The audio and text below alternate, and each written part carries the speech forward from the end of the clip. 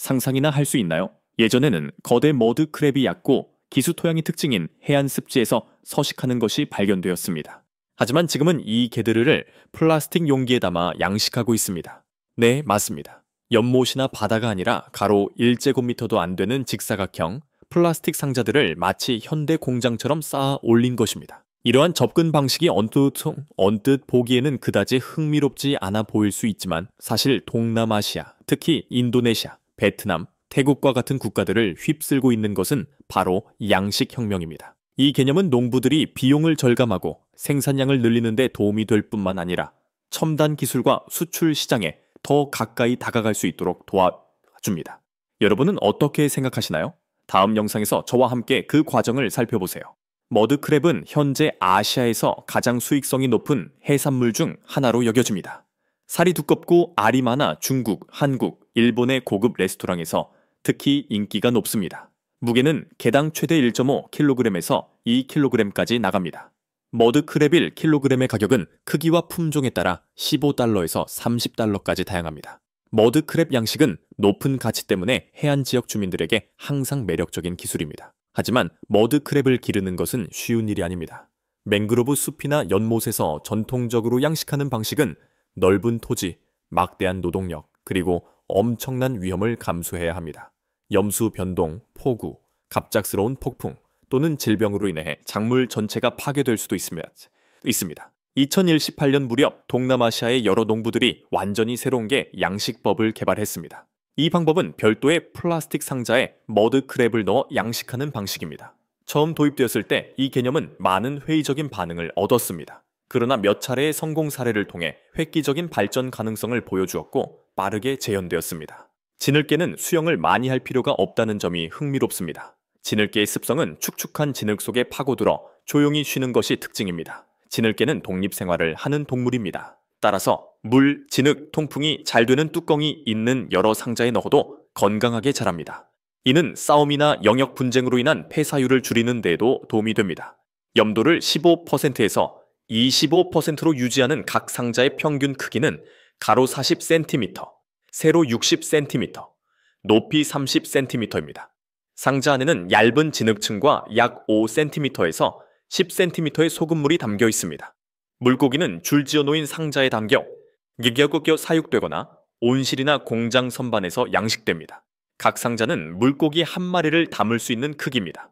약 500제곱미터 면적의 작은 모델이라도 최대 3,000개의 상자를 보관할 수 있으며 이는 기존 양식장 5곳에서 7곳의 생산량과 맞먹는 양입니다.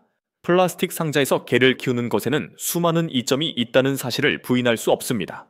농부들은 작은 면적의 땅만으로도 전통적인 연못 양식보다 몇 배나 높은 생산성을 얻을 수 있습니다. 이러한 양식 방식은 공간을 절약하고 엄격한 관리가 이루어집니다. 각 개는 독립적으로 모니터링됨으로 질병을 쉽게 식별하고 시정 조치를 취하고 탈피 과정을 추적하기가 쉽습니다. 손실률을 줄이면 개들이 더 이상 서로 싸우거나 잡아먹지 않게 됩니다. 간단히 말해서 이것이 바로 전통 연못의 사망률이 40%에 달하는 주된 이유입니다. 린호아는 계절이나 혹독한 자연 조건에 관계없이 1년 내내 수확할 수 있습니다. 그럼에도 불구하고 이 전략에는 어려움이 따릅니다. 초기 투자 비용이 상당히 높습니다. 약 1,000개의 상자로 구성된 모델을 구축하려면 채 2,000달러에서 6,000달러 사이의 자본 투자가 필요합니다. 여기에는 상자 구매, 정수 시스템, 산소 발생기, 그리고 온실 건설 비용이 포함됩니다. 매우 엄격한 기술적 요건, 생산자는 염도, 온도, 수질, pH, 그리고 영양 성분에 대한 확실한 이해가 필요합니다. 이는 약간의 차이만으로도 개의 성장이 느려지거나 대량 폐사할 수 있기 때문입니다. 자동화 시스템이 없는 경우 개 사체에 물을 주고 먹이를 주고 모니터링해야 하므로 관리 비용이 증가합니다. 그럼에도 불구하고 이러한 접근 방식은 여전히 큰 수익을 창출하기 때문에 매우 매력적입니다. 특히 이미 관련 지식이 풍부하고 다양한 기술을 활용할 준비가 된 젊은 농부들에게는 더욱 그렇습니다. 현재 플라스틱 상자에서 개를 양식하는 관행은 여러 지역으로 확산되고 있습니다. 베트남만이 이러한 첨단 모델을 모방하려는 것은 아닙니다. 인도네시아, 필리핀, 태국, 인도 등 다른 국가들도 베트남과 경쟁하고 있습니다. CP, 그린핏 등 농업 분야의 일부 주요 기업과 양식 기술 분야의 신생 기업들은 자동화, 먹이 공급 로봇, 모니터링 센서, 미국과 전 세계의 레스토랑에 대한 온라인 판매 등을 포함하는 게 양식 공장 모델에 투자를 시작했습니다. 특히 이러한 접근법은 건조지 문제에 대한 해답으로도 활용될 것으로 기대됩니다. 소금으로 오염된 토양에서 농사를 짓는 것은 불가능하지만 인공 해수가 담긴 용기에서 게를 키울 수 있습니다. 이러한 접근법을 통해 수천 가구가 지속 가능한 생계를 유지할 수 있습니다. 최근 몇 년 동안 머드크랩 양식은 수직 농업 시스템, 특히 순환식 양식 시스템, RAS과 통합된 수직 농업 시스템의 도입으로 큰 변화를 겪었습니다. 이러한 최첨단 시설은 온도가 조절되는 환경에서 철제 선반 위에 쌓인 플라스틱 용기를 활용합니다. 기술을 통해 양식업자는 물을 지속적으로 역과 살균 및 재활용하여 각 머드크랩에게 깨끗하고 관리된 서식지를 조성할 수 있습니다. 이러한 방식은 공간을 절약할 뿐만 아니라 높은 생존율을 보장하고 폐기물을 최소화하여 현대 양식 운영에 지속 가능한 선택이 될 수 있습니다. 그러나 이러한 발전에도 불구하고 환경 문제가 대두되었습니다. 플라스틱 용기의 장기간 사용은 미세 플라스틱 오염 위험을 증가시켰으며 특히 품질이 낮은 재질은 시간이 지남에 따라 분해될 수 있습니다. 또한 먹지 않은 음식, 개 배설물, 그리고 잔류 항생제로 인한 독성 물질 축적은 생태학적 문제를 야기할 수 있으므로 수질 관리는 끊임없는 과제입니다. 따라서 환경 피해를 완화하고 수생생물의 건강을 보호하기 위해서는 폐기물 관리 및 재질 내구성에 대한 지속적인 모니터링이 매우 중요합니다. 머드크랩의 건강한 성장을 위해서는 최적의 수질 조건을 유지하는 것이 무엇보다 중요합니다.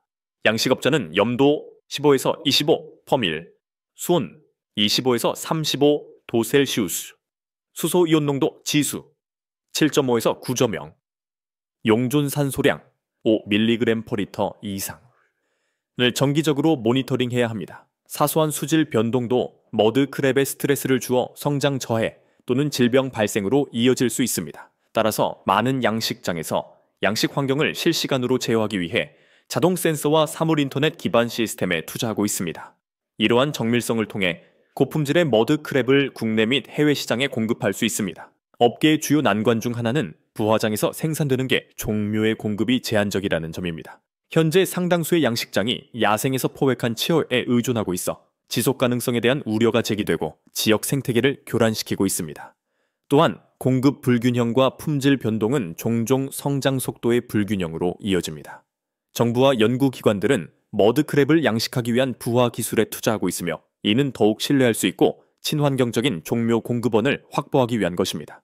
이 방법은 수많은 이점을 제공하지만 초기 설치 비용은 많은 소규모 농객에 여전히 큰 장벽으로 남아 있습니다. 개 상자 1,000개를 갖춘 시설을 구축하는 데는 플라스틱 상자, 여과 장치, 통기 시스템, 예비 전력, 그리고 온실 건설 비용을 포함하여 $2,000에서 $6,000가 소요될 수 있습니다. 막대한 투자에도 불구하고 높은 생존율과 연중 수확이 가능한 덕분에 장기적인 수익성을 확보할 수 있어 자금이나 정부 지원을 확보할 수 있는 농객의 매력적인 방법입니다. 이 양식 모델의 또 다른 주요 장점은 질병 관리입니다. 개를 개별적으로 사육함으로써 양식업자는 기존 연못 시스템에서 흔히 발생하는 동족 포식과 질병 전파 위험을 크게 줄일 수 있습니다. 하지만 중앙 정수 시스템은 병원균이 공유 수로를 통해 확산되는 것을 방지하기 위해 세심하게 관리해야 합니다. 정기적인 건강검진, 격리 수조, 그리고 엄격한 생물 보안 조치는 전체 시스템의 건강을 유지하는 데 필수적입니다. 흥미롭게도 일부 해안 지역 사회에서는 머드크랩 양식과 생태 관광 사업을 결합하고 있습니다. 방문객들은 실내계 양식장을 견학하고 지속 가능한 양식에 대해 배우고 심지어 개에게 먹이를 주거나 개를 수확하는 활동에도 참여할 수 있습니다. 이는 추가 소득을 창출할 뿐만 아니라 책임감 있는 해산물 양식에 대한 인식을 제고하는 데에도 도움이 됩니다. 인도네시아와 같은 곳에서는 이러한 게 양식장이 관광 명소이자 교육센터로 자리매김하여 농업, 환경, 관광의 접점을 보여주고 있습니다. 더욱이 개 양식과 다른 생태복원 사업을 통합하는 것이 유망한 것으로 입증되었습니다. 일부 지역에서는 맹그로브 재조림 사업과 함께 개를 양식하여 두 종 모두에게 이로운 복합 양식 체계를 조성하고 있습니다. 맹그로브는 천연 필터이자 탄소 흡수원 역할을 하고 개는 영양분 순환에 기여해야 합니다. 이러한 모델은 생물 다양성을 지원할 뿐만 아니라 농업 공동체의 장기적인 환경 관리를 촉진합니다. 첨단 기술에도 불구하고 인간의 전문성은 여전히 중요합니다. 양식업자들은 머드크랩의 생태를 이해하고 수질 검사 결과를 해석하고 스트레스나 질병의 징후에 신속하게 대응할 수 있도록 훈련받아야 합니다. 먹이 주기, 탈피 주기, 그리고 성장 단계는 세심한 주의가 필요합니다. 적절한 지식이 없다면 아무리 잘 설계된 시스템이라도 실패할 수 있습니다. 따라서 많은 정부와 민간 기업들은 기술에 정통한 차세대, 양식 전문가를 양성하기 위한 교육 프로그램을 제공하고 있습니다. 마지막으로 이 농업 모델은 특히 염분 침투나 농경지 부족으로 어려움을 겪는 지역에서 경제 발전에 막대한 잠재력을 가지고 있습니다. 전통적인 농업이 더 이상 지속 가능하지 않은 이러한 지역에서 플라스틱 박스개의 양식은 고부가 가치 저발자국 대안을 제시합니다. 개 한 마리당 평균 5일 10달러의 이윤을 남기는 규모 확장 사업은 연간 수만 달러의 수익을 창출할 수 있습니다. 고급 해산물에 대한 국제적인 수요가 지속적으로 증가함에 따라 이러한 양식장들은 농촌 개발과 글로벌 식량 공급망에서 핵심적인 역할을 수행할 것으로 예상됩니다.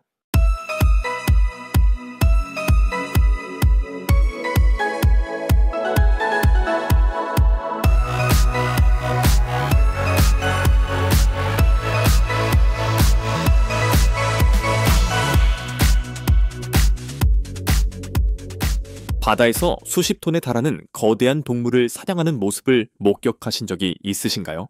옛날에는 해안 마을 전체를 먹여 살리는 데 쓰일 엄청난 양의 고기 외에도 금보다 더 귀중한 것을 얻기 위해 바다와 그 끔찍한 파도 속에서 목숨을 걸었던 작은 선원들이 있었습니다. 질문에 답하자면 사람들은 향유고래를 어떻게 사냥하나요? 지금 바로 저희와 함께 탐험해보세요.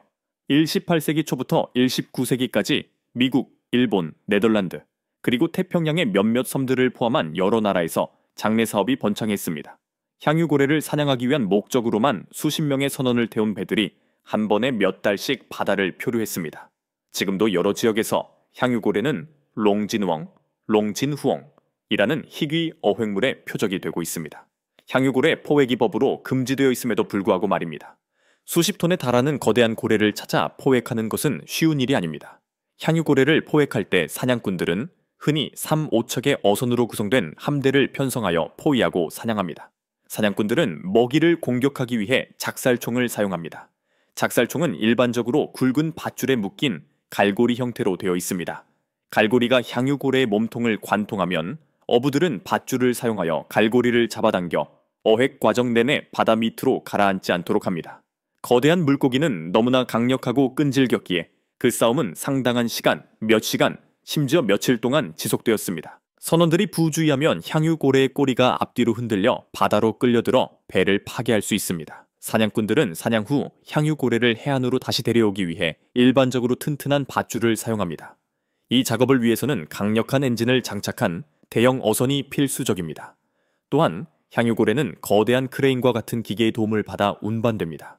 이후 사냥꾼들은 향유고래 사체를 가공하여 어유와 용선을 추출합니다. 날카로운 도구를 사용하여 향유고래의 살을 여러 부분으로 분리합니다.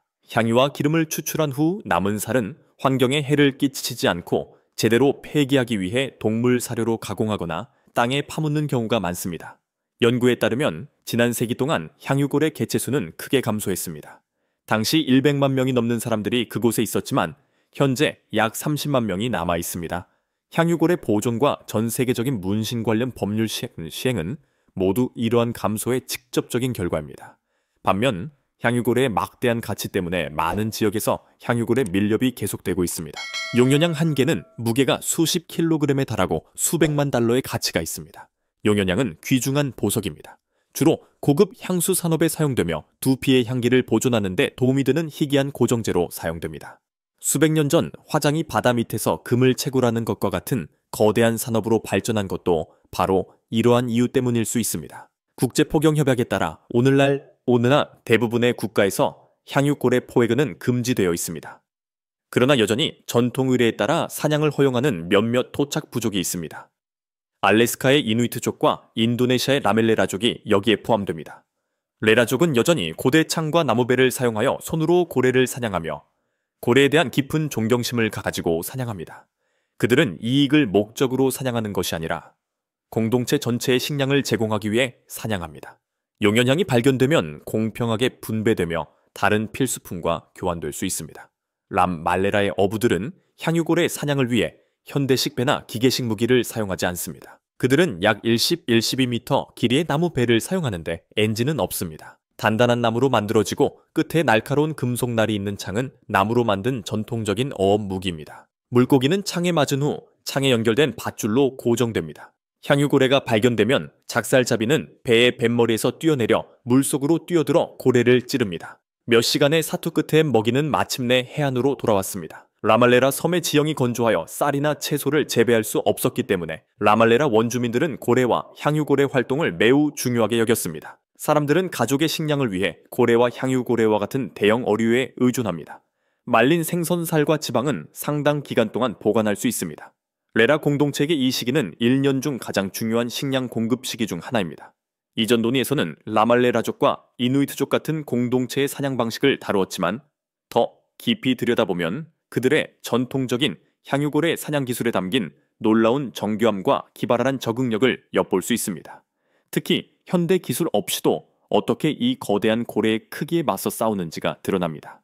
이 노련한 고래잡이들은 수세기 동안의 관찰을 통해 연마된 향유고래의 행동에 대한 심오한 이해를 가지고 있습니다. 그들은 이 거대한 생물들의 이동 패턴, 먹이 습관, 심지어 미묘한 반응까지 세밀하게 추적하며 바다의 신호에 대한 깊이 있는 지식을 활용하여 먹이를 효과적으로 찾아냅니다. 예를 들어 고래의 독특한 숨소리를 구별하고 수면의 미묘한 움직임을 감지하며 심지어 해류의 방향을 분석하여 고래의 이동을 예측하기도 합니다. 나무배와 손으로 던지는 작사를 이용한 전략적 접근과 포위 전술은 뛰어난 정밀성과 조율을 요구합니다. 그들은 고래가 놀라지 않도록 배를 능숙하게 조종하고 종종 동시에 노를 저어 서서히 접근합니다. 고래가 발견되면 여러 척의 배가 협력하여 고래가 공격받은 후 포위하거나 유도하기 위해 정교하게 조직된 방어선을 형성합니다. 그들의 전통 작살의 디자인과 작살을 휘두르는 자들의 기술 또한 인상적입니다. 본문에는 날카로운 금속 칼날이 언급되어 있지만 자세히 살펴보면 특별한 공학 기술이 드러납니다. 칼날은 종종 축에서 분리되지만 연결된 상태로 유지되어 축이 저항 역할을 하여 고래를 지치게 합니다. 작살잡이의 작살 던지기는 단순히 힘의 위협이 아니라 고래의 중요 부위를 겨냥하여 빠르고 효과적인 타격을 가하고 고통을 최소화하는 놀라운 정확성을 요구하는 행위입니다. 더 나아가 거대한 고래가 포획되면 포획 후 처리 및 회수 기술이 극한의 시험대에 오릅니다. 수톤에 달하는 고래 사체를 작은 나무 보트로 해안으로 끌어올리는 것은 매우 어려운 작업으로 고래의 자연적인 부력을 이용하여 특정 공기 주머니를 정밀하게 뚫거나 복잡한 밧줄 묶기 기법을 사용하여 전복이나 심해 침몰을 방지하는 등 전문적인 기술이 필요합니다. 해안에 도착한 후 원주민 공동체가 향유고래 사체 전체를 가공하고 종합적으로 활용하는 과정은 생존의 절박함에서 비롯된 효율성과 수완의 놀라운 표현입니다. 처음에 언급된 온 마을이 함께 나눈다 와 고기와 지방을 말린다는 것은 이 힘들고 공동적인 작업의 극히 일부에 불과합니다. 거대한 고래가 해변에 좌초되면 온 공동체가 참여하는 고도로 조직화된 수작업 도축 과정이 시작됩니다. 이 작업은 엄청난 체력, 전문적인 절단 기술, 그리고 수십 명의 구성원 간의 완벽한 협력을 요구합니다. 여러 세대에 걸쳐 연마된 전통 도구들을 사용하여 엄청나게 두꺼운 지방층과 단단한 살을 체계적으로 절단하는데 다양한 용도에 맞게 여러 부위를 효율적으로 분리하기 위해 정교한 기술이 필요한 경우가 많습니다. 고래의 모든 부위는 신중하게 고려되고 준비됩니다. 예를 들어 고래기름, 고래지방을 정제하고 보존하는 것은 매우 중요한 작업입니다. 직접 섭취하는 것 외에도 고래기름은 정교하게 정제되어 기름으로 만들어지는데 이 기름은 램프의 필수 연료, 다른 식품의 천연 방부제, 심지어 전통 비누를 만드는 데에도 사용됩니다. 고래기름을 정제하여 혹독한 기후에서 냉장 보관 없이 몇 달 동안 보관하는 과정은 그들의 독창적인 식품 보존 방법을 보여줍니다. 더욱이 내장과 뼈는 결코 버려지지 않습니다. 간이나 심장처럼 영양이 풍부한 장기는 종종 섭취되어 필수 비타민과 미네랄을 제공합니다. 고래의 뼈, 특히 거대한 턱뼈와 갈비뼈는 도구, 지배뼈대나 울타리와 같은 건축 자재로 재활용되거나 다양한 예술 및 의뢰용 물품에 정교하게 새겨집니다. 이러한 뼈는 문화적 표현과 서사 예술에서 매우 중요한 역할을 합니다. 마지막으로 고기와 다른 부위들이 가공되면 마을 전체에 분배하고 공동체적으로 나누는 것은 핵심적인 문화적 관행으로 형평성을 보장하고 모든 가족의 필요를 충족시키며 특히 다른 식량원이 부족하거나 존재하지 않는 공동체에서 사회적 응집력과 상호 의존성을 강화합니다. 생존이라는 실용성을 넘어 향유고래는 토착민 공동체에게 깊은 문화적, 정신적 의미를 지니는데 이는 상업적 착취와는 극명하게 다른 가치 체계입니다. 용연향은 높은 시장 가치로 인정받는 반면 라말레 라족에게는 그 의미가 단순한 상품 그 이상입니다. 용연향은 깊은 영적 의미를 지닙니다. 용연향의 발견은 흔히 보기 드문 축복, 바다의 차의 정령이 직접 내린 선물로 여겨지며 깊은 행운과 신의 은총을 의미합니다. 상업적인 용도와는 달리 마을 내에서 용연향을 발견하고 활용하는 것과 관련된 특정한 전통신앙, 전설, 심지어 의례가 있을 수 있습니다. 마을 전체의 용연향을 공평하게 분배하는 관행은 마을 사람들의 강한 공동체 의식을 강력하게 강조합니다. 이는 단순히 부의 공유뿐 아니라 자원의 공동 소유와 상호 책임을 의미하며 혹독한 환경에서 생존하는 데 필수적인 강력한 사회적 유대감을 형성합니다. 귀중한 자원에 대한 이러한 공동적인 접근 방식은 개인주의적인 상업적 사업과는 극명한 대조를 이룹니다. 더욱이 이 토착민 공동체는 현대적인 보존법이 부재함에도 불구하고 깊이 뿌리내린 전통적인 생태 지식과 지속 가능성에 대한 고유한 의식을 유지하고 있습니다. 그들의 사냥 관행은 종종 불문율이나 자연적 한계에 대한 선천적인 이해에 따라 좌우되는데 과도한 포경이 해양 생태계의 섬세한 균형을 파괴하고 미래를 위태롭게 할 것이라고 믿기 때문입니다. 이러한 철학은 그들의 생계형 사냥을 종종 낭비적이고 순전히 이윤추구적인 역사적 상업 고래잡이의 동기와 근본적으로 차별화하며 단순한 자원이 아닌 공급자로서의 동물에 대한 깊은 존중을 강조합니다. 그러나 현대사회에서 이러한 오랜 전통은 세계적인 보존 압력과 당면 과제들 사이에서 미묘한 균형을 맞고 있습니다. 서두에서는 국제적인 금지 조치와 밀렵을 언급하지만 심층 분석에서는 그 복잡한 상호작용을 드러냅니다. 국제적인 보존 규제와 금지 조치는 라말레라족과 이누이트족과 같은 토착민 공동체의 전통적인 삶과 관습에 명백히 영향을 미쳤습니다. 그들은 사냥 할당량과 방법에 대한 엄격한 제한에 적응해야 했고 제한된 면제를 확보하기 위해 복잡한 관료적 절차를 거쳐야 했습니다. 이는 조상의 권리와 전 세계적인 보존 노력 간의 신중한 대화를 필요로 합니다. 더 나아가 관광 및 비정부 기구와의 협력 가능성도 커지고 있습니다. 일부 지역사회는 실제 포경은 하지 않고 고래 문화에 초점을 맞춘 생태 관광 사업을 모색하고 있으며 이를 통해 고래의 전통과 향유고래 보존의 중요성에 대한 인식을 제고하고자 합니다. 이는 고래의 문화 유산을 보존하는 동시에 대안적인 경제적 기회를 제공합니다. 이러한 토착 공동체 내 젊은 세대는 심각한 어려움에 직면해 있습니다. 원루들은 사냥 기술과 지식을 전수하기 위해 노력하지만 현대 교육과 대안적인 취업 기회의 매력은 고된 전통적인 삶의 방식과 종종 충돌합니다. 젊은 세대는 문화 보존과 세계 통합 사이에서 균형을 맞춰야 하는 복잡한 과제에 직면하는데 이는 종종 외부의 압력과 감시 속에서 이루어집니다. 따라서 전통적인 향유고래 사냥의 미래는 여전히 중요한 논의 주제로 남아 있습니다. 고래 개체 수가 감소하고 보존 요구가 증가함에 따라 이러한 공동체들이 향유고래 개체 수를 더 이상 위협하지 않으면서 어떻게 문화적 정체성과 관습을 유지할 수 있을지에 대한 의문이 제기됩니다.